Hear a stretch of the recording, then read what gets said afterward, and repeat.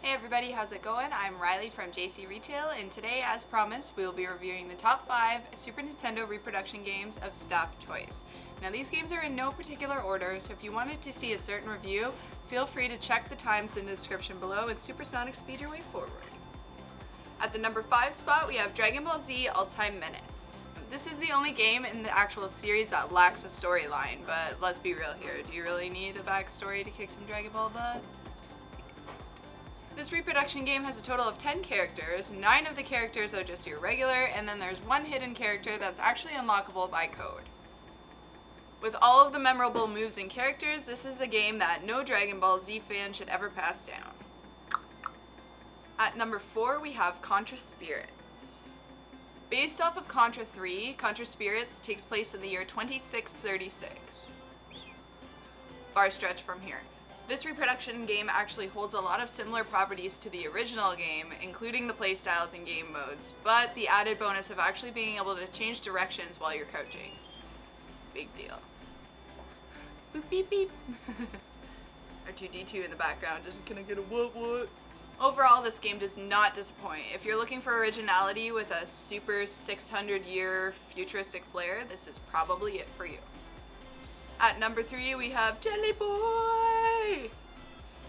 So, you wake up in a toy factory as this pink, amorphous, pudgy humanoid blob, and your only way to escape is by collecting objects through a series of 6 separate worlds. Collecting these objects is actually a detrimental task because it's the only way that the elevator operator will actually allow you to take the elevator to the top of the roof and ultimately escape the compound. Much similar to a super industrial jelly-like Kirby, Jelly Boy is able to take on a bunch of different shapes, sizes, and alternate formations that help you carry your way through this 2D side-scrolling escape. As some of you know, Return to Dinosaur Island was actually featured in last week's episode, so if you wanted to check out the full review, you can click here. For the sake of a brief overview, here is the sitch. So, reimagining the original Super Mario World, you as Mario must take control over the patrolling Koopa Troopas and actually save the day. Again, no surprise. Shorter than the original, but just the right amount of challenging, Super Mario World Return to Dinosaur Land is worth a play for any lover of the classics.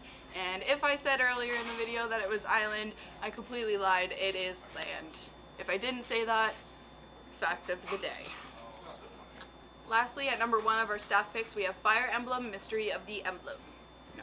Assuming the role of Marth, player embarks on their journey and their quest to find the sacred sword. Only then will he be able to rescue his sister and ultimately win the kingdom back. This game takes place in the fictional content of Acania, which actually originally appeared in the first and original games. Keeping and adding new and old styles of gameplay, Mystery of the Emblem is actually one of the greatest classics and has the most deep and detailed storylines, promising your engagement the entire time.